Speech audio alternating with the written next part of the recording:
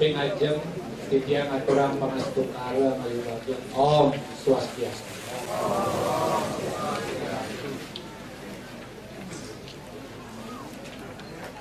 Jero mangku sareng sami sande dahat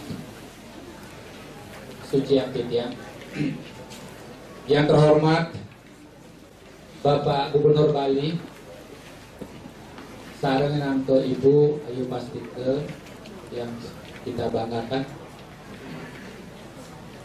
Yang saya hormati Ketua DPRD Provinsi Bali atau yang mewakili masih ada mungkin Pak Gede Kusumo Putra. Yang tidak hormati Ketua Majelis Utama Desa Pokrama Jero Gede Suksemo sampun rawuh. Yang tidak hormati Bapak Sekda sareng atau Ibu Ciapo Mayun, Bapak-bapak, Ibu-ibu yang juga titiang hormati dan titiang banggakan. Pada malam hari ini bertepatan dengan Hari Raya Siwaratri, Malam Siwa. Dari tahun ke tahun selalu kita isi dengan salah satu acara yaitu Dharma Dule atau diskusi. Yang pada tahun-tahun sebelumnya ring kena puniki, ring suci puniki biasanya diskusi Dharma Dule kita laksanakan bersama dengan para suligih. Tetapi pada malam hari ini Dharma Dule dengan para suligih tetap berjalan ring atas Padma 3 ring dan yang Bujendra itu sareng sami melaksanakan Siwaratri Kalpa. Dan kemudian di tempat yang baik ini pada malam hari ini kita menghadirkan salah seorang tokoh kita yang tidak asing bagi kita sekalian dan kita pasti sudah kenal karena beliau tampil pada berbagai kesempatan termasuk di media cetak dan elektronik.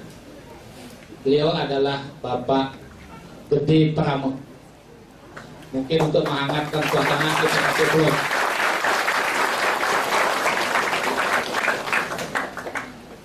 Pak Gede Prama, beliau lebih sering atau lebih baik, lebih senang kita panggil sebagai seorang penutur kejernihan. Itulah yang kita baca pada buku-buku beliau, pada berbagai ceramah-ceramah beliau. Kalau orang Bali banyak yang ahli mengukir kayu, mengukir batu, bahkan mengukir buah. Tapi Pak Gede Prama adalah beliau mengukir makna. Semua perjalanan kehidupan yang kita dengar, yang kita rasakan, yang kita lihat, semuanya penuh makna. Dari sisi itulah malam ini kita akan membahas Siwaratri ini. Bagaimana maknanya bagi diri kita, bagi masyarakat dan bagi kehidupan. Mudah-mudahan diskusi malam ini akan memberikan pencerahan kepada kita untuk lebih kita lagi mendalami makna kehidupan yang kaitannya dengan perayaan Hari Siwaratri ini. Diskusi malam ini kita akan berakhir paling lambat pukul 11.30 sebelum persembahyangan kedua, dan nanti beliau secara fleksibel akan langsung mengatur bagaimana baiknya, dan nanti ceramah beliau mungkin maksimal 1,5 jam begitu, lalu akan kita lanjutkan dengan diskusi. Nah, silakan tadi Mungkin dalam diskusi nanti agak berbeda sedikit. Nanti mungkin Pak Gede silakan menjelaskan. Mungkin nanti akan ada pembagian kertas untuk Bapak Ibu, silahkan nanti bertanya melalui kertas ditulis supaya lebih banyak dapat pertanyaan-pertanyaan.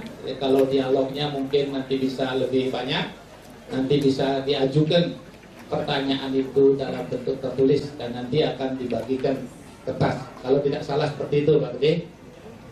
Bapak Ibu sekalian, supaya tidak banyak menyita waktu, saya kira perspektif diskusi malam ini akan sedikit berbeda dengan diskusi-diskusi kita pada perayaan Siwoladri tahun-tahun yang lalu. Untuk itu, Pak Gede, persilahkan Bapak Gede untuk menyampaikan apa-apa yang mesti kita diskusikan malam ini. Dan saya kira malam ini penuh hadir banyak sekali. Yang mudah-mudahan ini juga menjadi cerminan bahwa Siwoladri ini benar-benar memberikan manfaat bagi kehidupan kita, bagi upaya kita untuk penebusan dosa katanya. Apakah dosa bisa ditebus? Paling tidak jaga, waspada untuk kita tidak lagi berbuat dosa. Saya kira itu, kami persilahkan Pak Gede untuk melanjutkan. Dan yang sekali lagi untuk menghangatkan suasana, kita beri aplaus lagi untuk Pak Gede.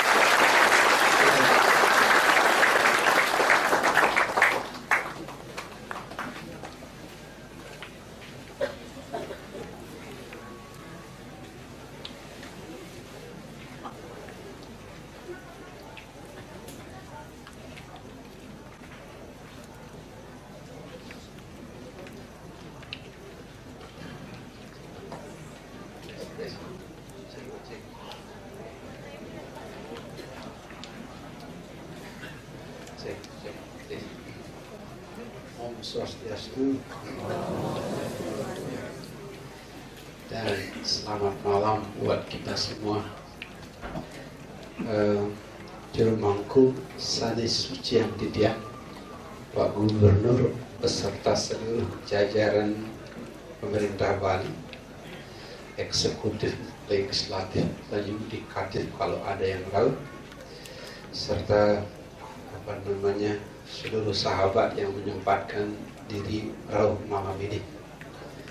Titiang Gede Pramu Ulin Tajun mengucapkan terima kasih kepada pemerintah provinsi, khususnya Pak Gubernur Pak Madin Mangkupastiket, karena untuk pertama kali kami bisa berbagi dharma di tempat suci dan indah ini. Untuk Pak Gubernur dan para sahabat ketahui, kami di keluarga kecil spiritual kami sudah bertahun-tahun di Bali, keliling kemana-mana dan selalu mewartakan ajaran Dharma yang sejuk, lembut, sekaligus bersahabat. Sejuk karena kami nggak pernah menjelek-jelekan orang, lembut karena kita belajar mendekat bahkan musuh yang paling menyakitkan sekalipun, bersahabat, kami belajar bersahabat bahkan dengan kekurangan kami sendiri. Karena wajah Dharma yang dibabarkan di Bali sejuk, lembut dan bersahabat, makanya sebentar lagi kita akan banyak bernyanyi. Siap nyanyi? Ya. Kurang keras, siap tidak? Ya. Bagus. Sebelum kita bernyanyi, kita berdoa dulu. Sebelum berdoa, saya mohon maaf sekali kepada seluruh sahabat. Sejak pertama kali saya mengajar, tubuh saya selalu mengundang audiens dan murid yang plural. Tidak pernah terjadi saya mengajar homogen satu kelompok, tidak pernah. Bahkan hari ini di Pura Besakih itu ada Pak Haji dari Jakarta jauh-jauh datang ke sini. Tepuk tangan dulu Pak Haji. Pak Haji pakai udeng orang Bali. Ada sahabat Buddhis, ada beberapa, dan segelintir sahabat gereja juga rauh. Jadi memang begitulah tubuh saya sejak awal mengajar, nggak pernah dikasih murid yang homogen. Sehingga kalau sedikit-sedikit nanti lidah saya melenceng ke tempat lain, maklum, Ini memang Bhinneka Tunggal Ika. Kita berbeda tapi tetap satu. Sebelumnya mohon hening sebentar. Bagi yang suka berdoa, boleh berdoa dengan cara masing-masing. Mohon izin hening sebentar.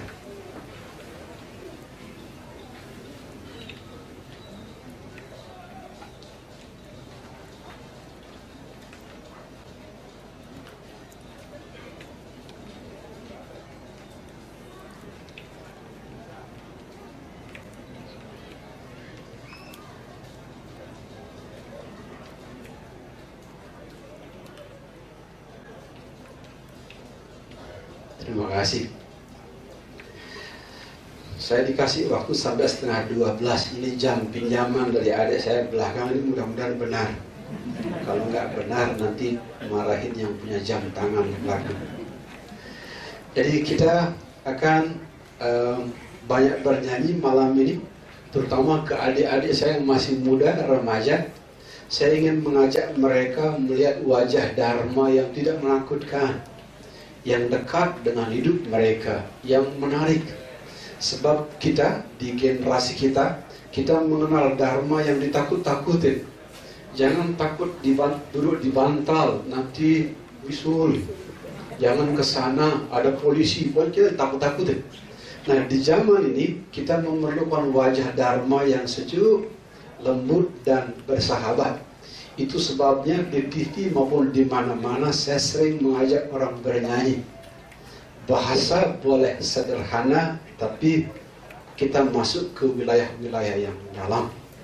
Kita nyanyi lagu yang pertama. Lagunya berbunyi seperti ini. Beri pupuk supaya subur. Siap nyanyi? 1, 2, 3. Beri pupuk supaya subur, menanam jagung di kebun kita. Ambil cangkulmu, kita bekerja tak jemu-jemu. Cangkul yang dalam, menanam jagung di kebun kita. Tepuk tangan dulu. Makna lagunya sederhana. Kesedihan, rasa sakit, penyakit adalah sebuah masukan kalau kita mencangkulnya kurang dalam. Kapan saja Anda bad mood, Anda sedih, Anda merasa tidak disayangi sama pasangan Anda. Rasa sayang pasangan Anda nomor 2. Tapi kesedihan dan penderitaan adalah sebuah masukan. Kita mencangkul ke dalamnya kurang dalam. Dan malam ini saya ajak Anda untuk mencangkul diri Anda lebih dalam. Saya mencium hadir sejumlah psikolog di ruangan ini. Psikolog itu baunya lain. Teman-teman yang belajar psikologi, Sigmund Freud bilang, kenapa kita tiba-tiba sedih? Karena ada ruang gelap di dalam yang kita sebut sebagai alam bawah sadar. Tanpa aba-aba kita bad mood. Carl Jung bilang, itu wilayah-wilayah emosi yang di umur 0 dan 10 tahun kita tekan, terlempar ke alam bawah sadar. Di umur sekitar muncul dia dalam bentuk kesedihan, dalam bentuk bad mood, bahkan bisa berbahaya dalam bentuk bunuh diri dan lain-lain. Tapi malam ini kita tidak belajar psikologi, kita belajar mencangkul lebih dalam lagi. Yoga, meditasi, dan praktik spiritual lainnya semuanya adalah undangan untuk mencangkul lebih dalam. Bahkan sebentar lagi saya ajak Anda memasuki wilayah akarnya jiwa. Saya selalu mengajar, 1 yang sederhana, yang kedua sedang, yang ketiga paling berat. Dan saya sudah menunggu 13 tahun nih Pak Gubernur. Tadi Pak Gubernur cerita mengenai bom Bali. Saya 2002 bom Bali meledak, tidak ada teman dan sahabat yang meninggal di Kuta, tapi saya menangis 2 minggu di Jakarta. Dari situ nih, ada apa ini pulau ini? Panggilannya cuma satu, mengajar. Tapi saya tolak. Pertama, saya bukan orang suci. Yang kedua, saya juga bukan orang berkasta yang layak mengajar. Tapi semakin saya tolak, semakin melawan. Dan saya menunggu 13 tahun untuk bisa berjumpa malam indah Siwaratri di tempat yang indah ini. Tepuk tangan. Untuk itulah malam ini saya akan cerita ke Anda Shiva Tantra. Saya belum pernah mengajar topik ini di tempat lain. Shiva Tantra. Cuma hati-hati. Ajaran Shiva Tantra adalah perintah-perintah Shivaji kepada permaisurinya. Implisit berarti ajaran ini hanya boleh diajarkan kepada murid yang kesetiaannya sudah tidak teruji. Ingat, ini dari seorang suami kepada istrinya. Jadi implisit dalam ajaran ini hanya boleh diajarkan kepada murid yang kesetiaannya sudah teruji. Yang kedua, perintah-perintah ini berisi perintah-perintah pendek yang tidak boleh ditanya. Perintahnya pendek-pendek, mau ditafsir tidak boleh bertanya. Anda yang menonton film Mahadewa tahu, ya, Parwati hanya mengantuk saja mendengar perintah Shiva Tantra berbahaya hidupnya. Ini baru mengantuk, mendengarkan ngantuk aja berbahaya. Nggak kebayang kalau di antara Anda ada yang membuyur malam ini. Jadi ngantuk aja bahaya. Kalau membuyur saya nggak ngerti. Itu sebabnya biar tidak berbahaya perjalanan kita malam ini, ntar tanya jawabnya pakai kertas. Di 4 pojok ada panitia keluarga compassion, lalu kertas dan pulpen. Kalau Anda ada pertanyaan, minta aja kertasnya. Nanti diseleksi sama panitia. Kalau yang aneh-aneh dulu dibuang sama panitia. Sehingga yang sampai ke sini hanya yang layak saya jawab. Dan apa seperti itu? Karena ajaran Shiva Tantra adalah perintah Shivaji kepada permaisurinya dalam bentuk perintah-perintah pendek tanpa tanya jawab. Ada 112 perintahnya Shivaji. Malam ini nggak mungkin kita cerita 112. Saya pilihkan hanya 3 saja. Anda yang mau belajar ke 112-nya, itu baca bukunya Osho berjudul The Book of Secret. Buku rahasia, tebalnya sampai 1000 halaman. Tidak semua penafsiran Osho saya setuju. Bagian penafsiran Osho yang tidak saya setuju itu dia suka menjelek-jelekin orang. Kalau cerita-cerita jeleknya biasanya saya nggak baca. Saya hanya mau cerita-cerita yang lembut dan sejuk saja. Sekarang kita masukin perintah yang pertama. Ya, perintah yang pertama. Tolong jangan ngantuk, nanti ada bahaya. Biar Anda tidak ngantuk, saya mau ajak nyanyi Anda dulu. Buat apa susah, buat apa susah, lebih baik kita bergembira. Stop. Teman-teman remaja yang sudah ikut saya berkali-kali meditasi di Bali Utara, sering saya bilang, happiness is a choice. Kebahagiaan adalah sebuah pilihan.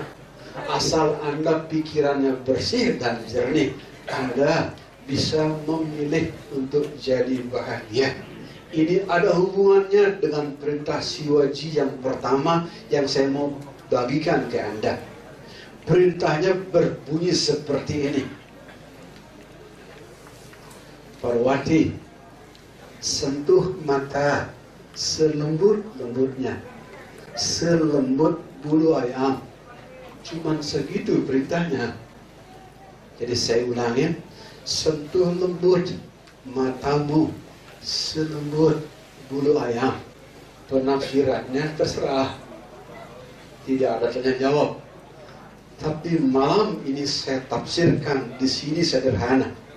Ada dua di perintah ini yang saya tekankan. Pertama, yang disentuh adalah mata. Yang kedua adalah mata disentuh dengan penuh kelembutan. Ini bukan perintah Shivaji, ini penafsiran saya. Penafsiran saya sederhana. Semua hal mulai dari cara memandang. Teman lawan, tinggi rendah, suci kotor, buruk baik, semuanya dimulai dari cara memandang. Sehingga perintah yang pertama saya tafsirkan, hati-hati dalam memandang kehidupan, karena bahkan surga neraka pun dimulai dari cara memandang. Penafsiran yang kedua adalah, kalau bisa pandang kehidupan dengan mata kelembutan. Siapa yang memandang kehidupan dengan mata kelembutan, malam ini saya kasih Anda gelar S3. Shanti, Shanti, Shanti. Tepuk tangan. Teman-teman di keluarga Compassion sudah sering cerita ini saya bagikan, tapi saya nggak pernah bosan karena ini berkaitan dengan cara memandang yang indah. Bayangkan di sebuah pagi yang indah, di depan pintu rumah Anda ada sekantong plastik berisi kotoran sapi yang masih segar.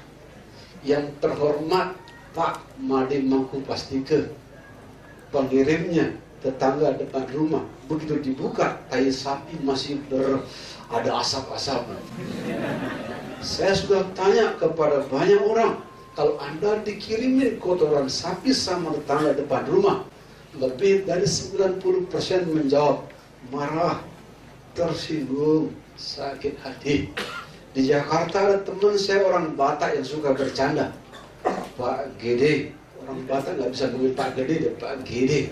Kalau saya dikirim kotoran sapi sama tetangga depan rumah, saya masukin dulu tai anak saya, baru saya lempar ke depan.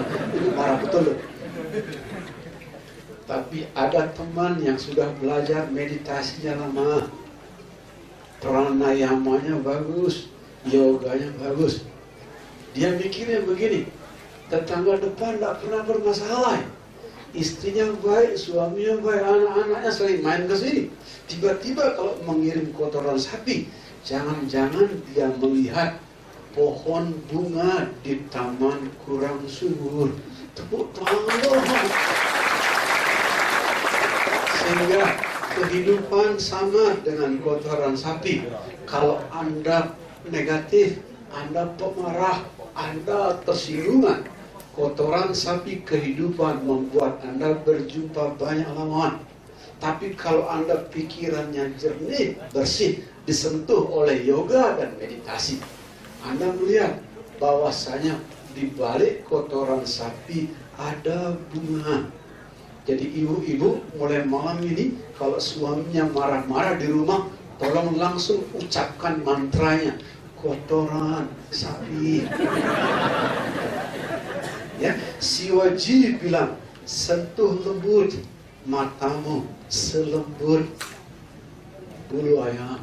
Itu aplikasi sehari-harinya. Kebahagiaan, kesedihan,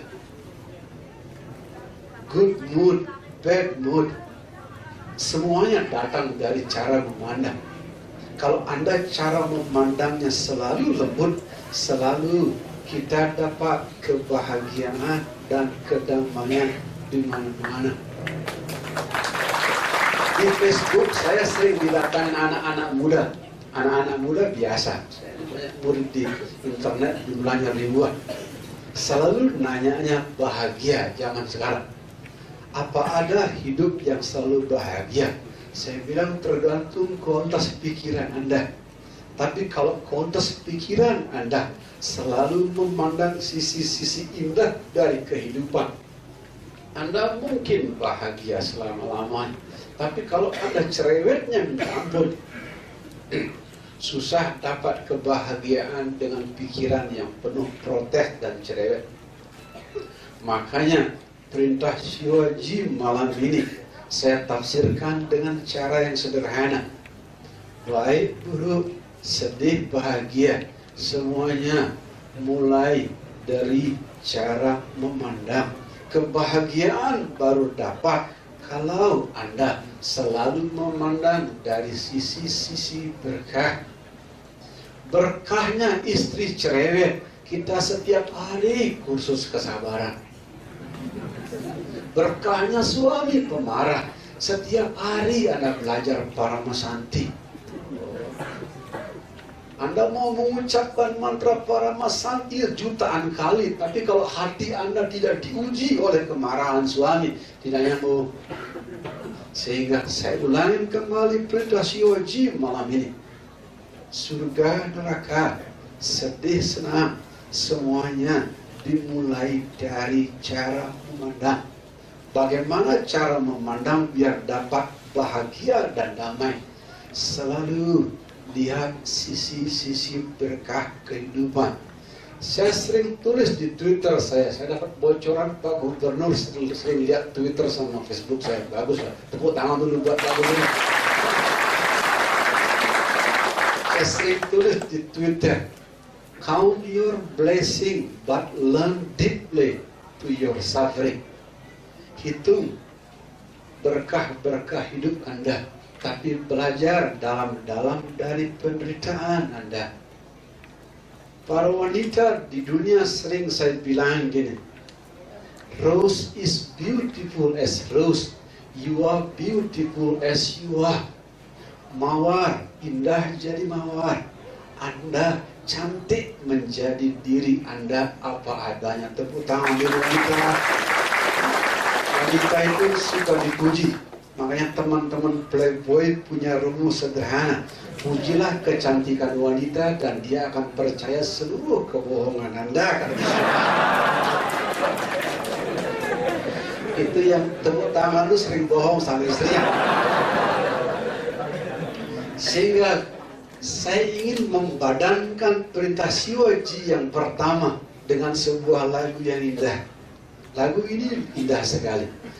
Di pucuk pohon cempaka,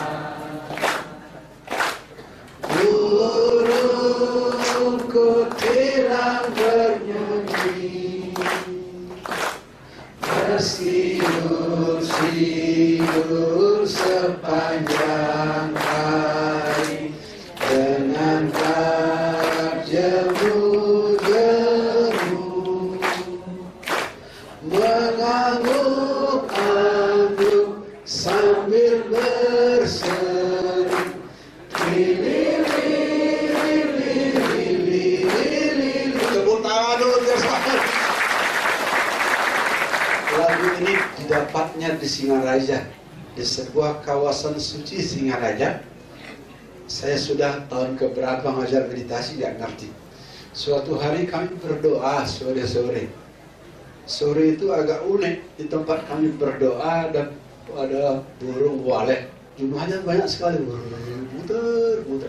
Saya lihat dan saya mengerti, saya diam saja. Tapi selesai berdoa, ada orang Bali namanya Nyoman dari Lampung, nangis dia nggak bisa bangun-bangun. Semuanya orang selesai dia murid, ada murid kayak kerauhan di tempatnya. Saya datang, man, kenapa?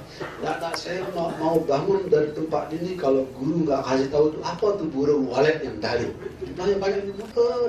Oh, aduh, anak kecil ingin tahu yang begini-begini saja. Tapi setelah saya sentuh kepalanya Nyoman, di situ saya dapat lagu barusan. Pesan lagu ini indah sekali. Burung bahagia jadi burung, buktinya mereka bernyanyi. Pohon damai jadi pohon, buktinya tidak ada pohon yang minta sumbangan sama Pak Gubernur. Kalau burung bahagia jadi burung, pohon damai jadi pohon, Kenapa banyak manusia tidak bahagia jadi manusia? Tepuk tangan. Jadi saya ulangi sekali lagi biar di malam indah ini Anda ingat lama sekali. Burung bahagia jadi burung, buktinya mereka nyanyi. Pohon damai jadi pohon, buktinya mereka hening sekali. Kalau pohon damai jadi pohon, burung bahagia jadi burung. Kenapa banyak manusia tidak bahagia jadi manusia? Saya ulangin kembali perintahnya Shivaji. Semuanya dimulai dari cara memandang. Saya sudah datangin ribuan sahabat yang belajar meditasi dengan penyakit ini, penyakit itu. Segala macam, dari yang sakitnya sedang sampai dengan parah.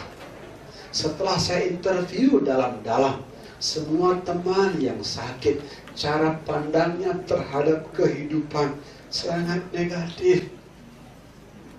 Suatu hari ada orang Jakarta, wanita di depan saya nangis.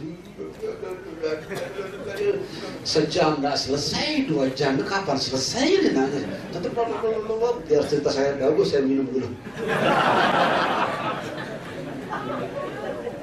Setelah 2 jam, saya nangis, dah. Sekarang cerita, kenapa? Saya tidak punya bapak dari tahun 65. Kenapa dari tahun 65? Bapak saya dibunuh tahun 65, ya PKI. Lantas cerita, terus lantas bapaknya meninggal. Saya ini terpaksa jadi kepala keluarga, nanggung ibu, nanggung adik-adik. Saya sudah nikah, saya sendiri belum katakan. Cerita, sudah habis ceritanya, sudah. Sekarang boleh saya cerita? Boleh. Saya bilang, kita tidak bisa merubah sejarah. Tahun 65 sudah lewat. Sejarah tidak akan pernah bisa dirubah. Tapi kita bisa merubah cara memandangnya sekarang. Karena begitu cara memandang Anda berubah, hidup juga berubah. Tepuk tangan. Saya ulangi sekali lagi.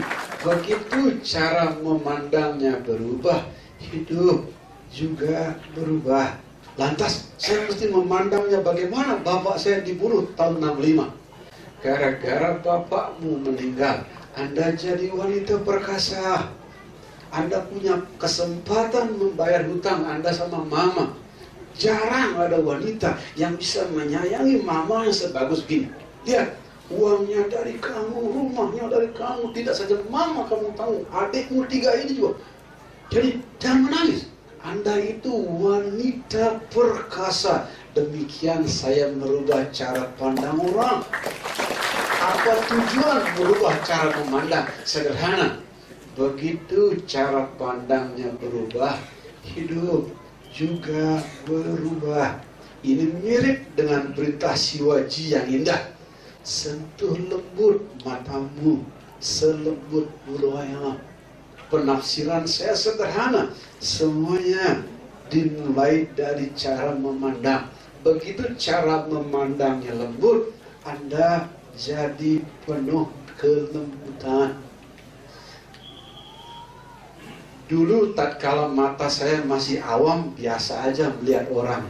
Tapi kalau melihat sekarang dengan mata sekarang kadang-kadang tidak tega. Ada keponakan saya baru meninggal serangan jantung.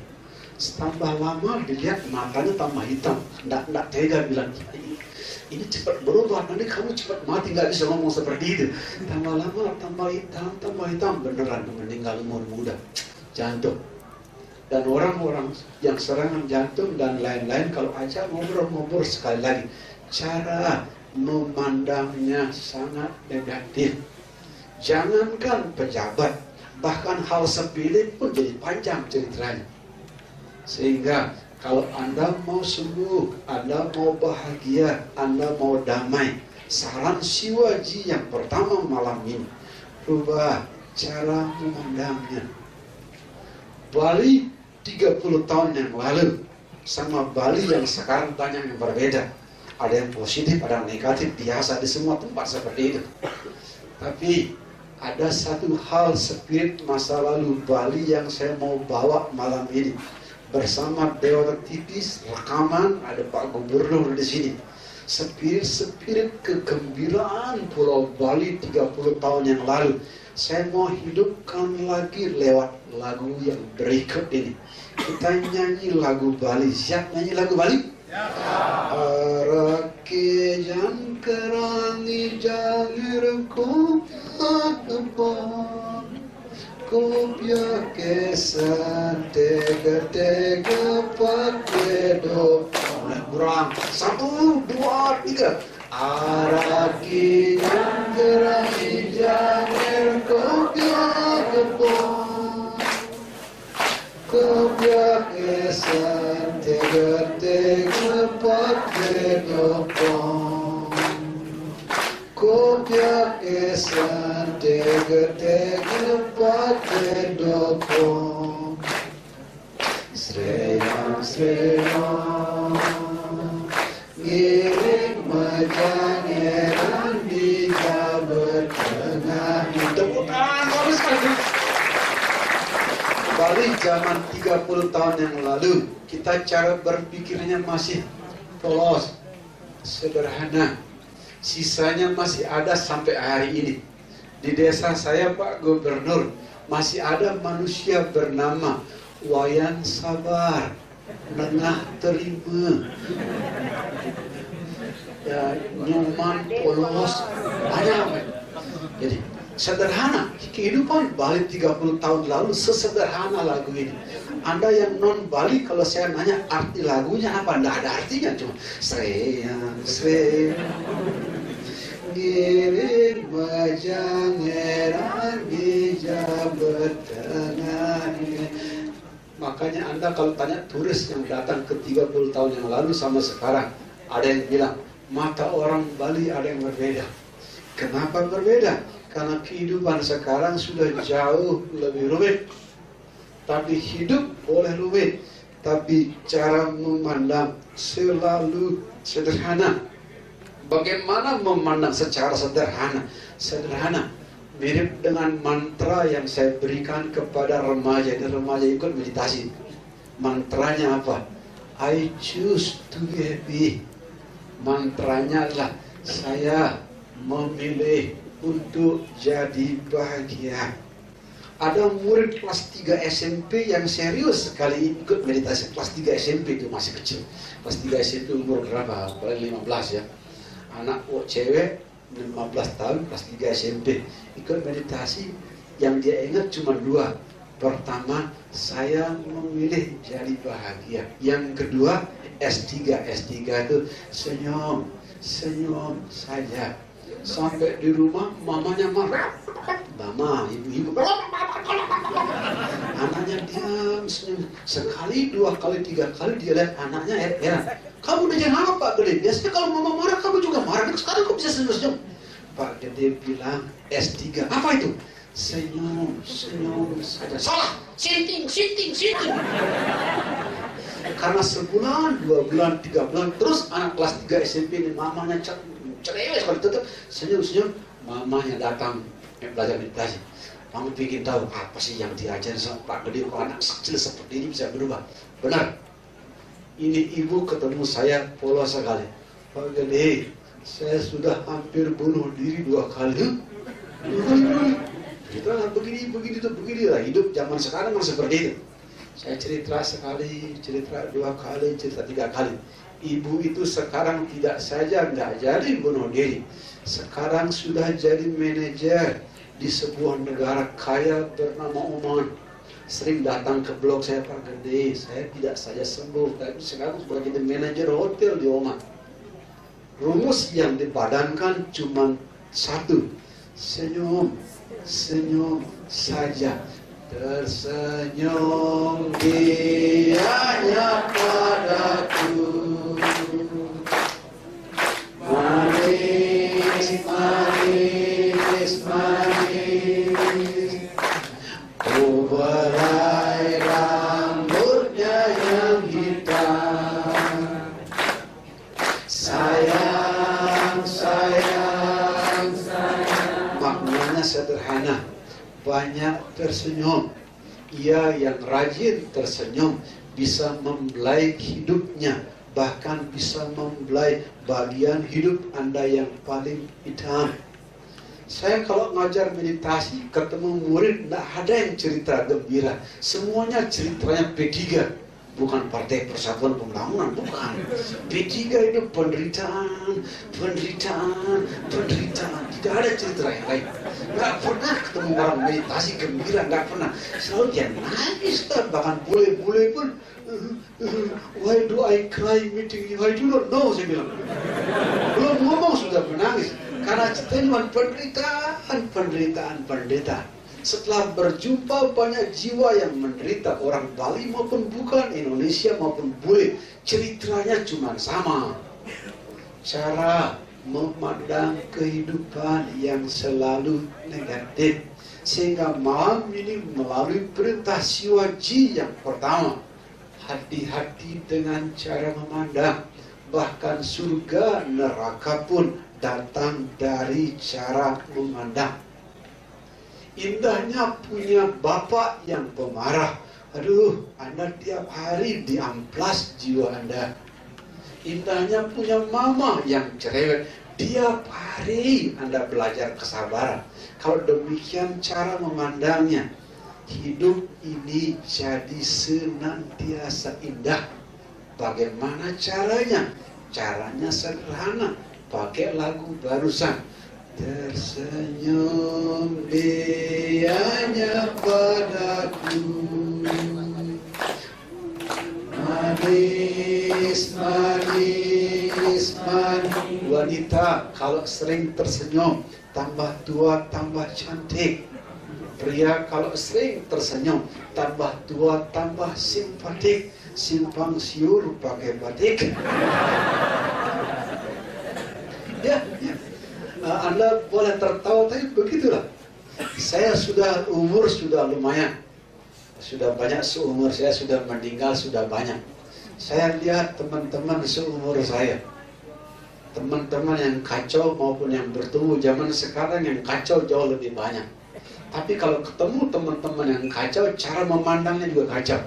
Tapi teman-teman yang selamat, cara memandangnya indah sekali. Wow, ini bagus sekali. Dalam kadar yang berbeda kita semua menderita. Kita semua dalam kadar yang berbeda kita semua menderita. Tapi cara memandang penderitaan seperti ini. Penderitaan bukan hukuman Tuhan. Penderitaan bukan Tuhan yang sedang marah. Penderitaan adalah cara sang jiwa membuat dirinya semakin dewasa.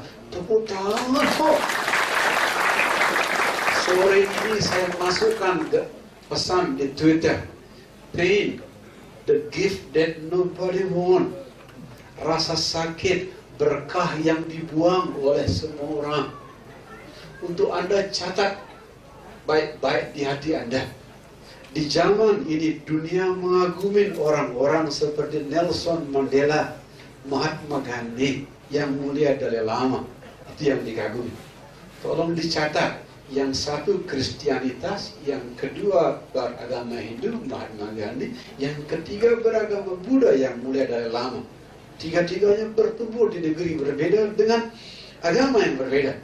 Tapi tiga-tiganya dibuat bercahaya oleh penderitaan. Nelson Mandela 27 tahun di penjara. Mahatma Gandhi badannya lebih kurus dari badan saya. Yang mulia dari lama umur 15 tahun sudah kehilangan negeri yang dia cintai. Tolong dicatat, tiga-tiganya bercahaya gara-gara mengalami penderitaan.